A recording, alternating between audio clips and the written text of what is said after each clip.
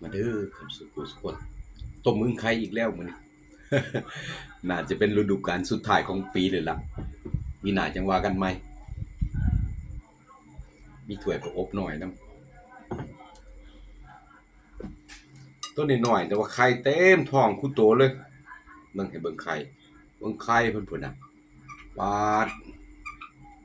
โพดแท้อืม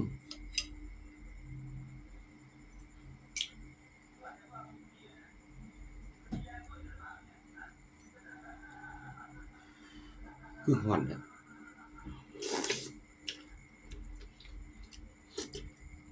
อื้อฮือ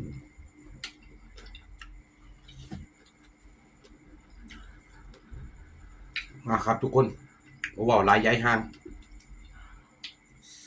ยามกินข้าวเพิ่นบ่ให้เว้า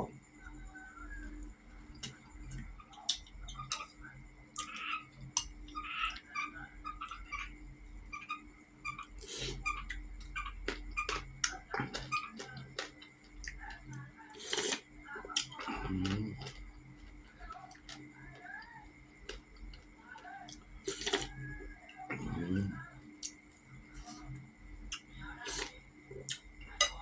อืม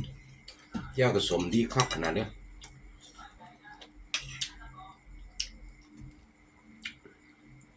โอ้โฮไปปื้อปื้อ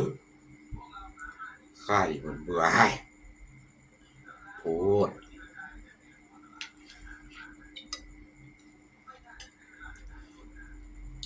ใส่กับแจ่วส้มๆมัน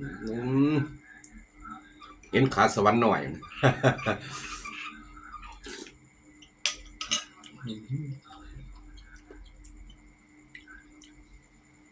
แล้วคนเป็นตาหักเฮ็ดหยังกินกระแซ่บนั่นล่ะ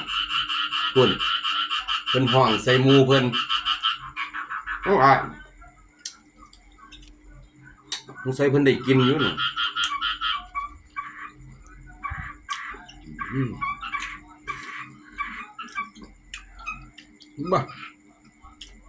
น้อยๆก็คายว่ะสมว่ากิโลละ600อยู่เด้ออื้อฮือ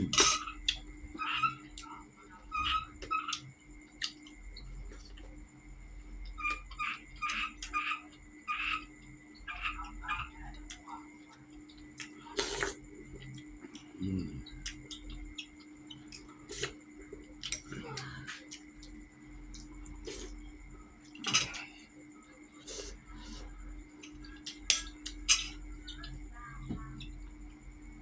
สำนี้ก่อนครับทุกคน